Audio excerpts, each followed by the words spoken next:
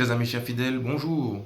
Aujourd'hui, mardi de la 11e semaine du temps ordinaire de l'Église, nous continuons à méditer le discours sur la montagne de Jésus. Nous sommes toujours au chapitre 5 de l'Évangile selon saint Matthieu. Et la liturgie de ce jour nous propose de méditer les versets 43 à 48, où là encore, Jésus nous secoue.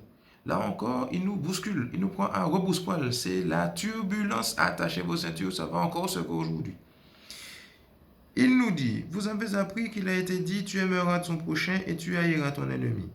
Eh bien, moi je vous dis, aimez vos ennemis et priez pour ceux qui vous persécutent, afin d'être vraiment les fils de votre Père qui est aux cieux. Il vient encore nous contraindre dans cet élan naturel que nous avons en nous, un peu comme celui d'hier, œil pour œil, dent pour dent. Tu m'aimes, je t'aime. Tu ne m'aimes pas, je t'aime pas. Je mets un rideau, on n'en parle plus, fais ta vie, je fais la mienne, et puis les vaches seront bien gardées. Mais par ce commandement, Jésus nous contraint. Il nous contraint, mais pour mieux nous rappeler quelle dimension doit avoir l'amour que nous avons en nous. À quelle vocation nous sommes appelés. Parce que, au final, lorsque nous aimons nos ennemis et que nous prions pour ceux qui nous persécutent, il s'agit, Jésus nous dit, d'être vraiment des fils de notre Père qui est aux cieux. Et donc, si je suis vraiment fils ou fille de notre Père qui est aux cieux, ça veut dire que j'imite Jésus lui-même, qui a donné sa vie pour ceux qu'il aimait et aussi pour ceux qui l'ont crucifié. Père, pardonne-leur, ils ne savent pas ce qu'ils font.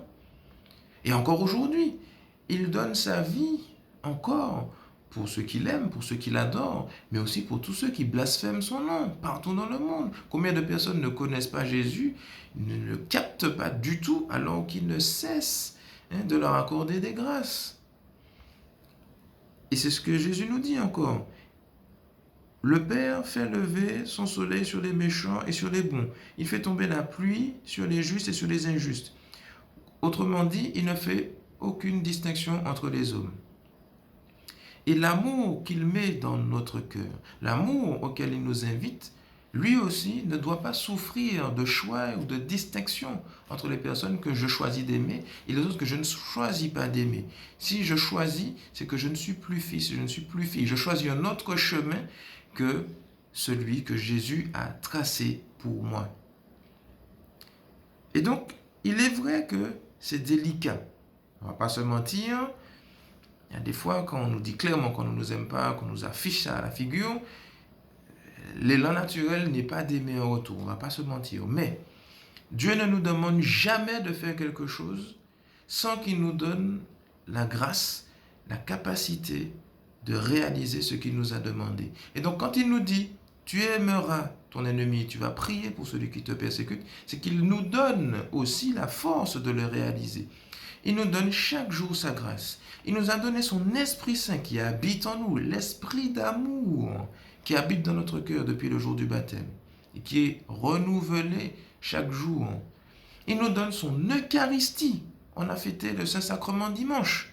Chaque fois que je reçois Jésus dans mon cœur, le dimanche, voire même en semaine, je reçois l'amour à l'état pur et qui vient littéralement péter ce cadre d'amour trop humain que je peux avoir dans mon cœur pour le dilater et l'élargir donc pour que je puisse aimer comme lui, il aime.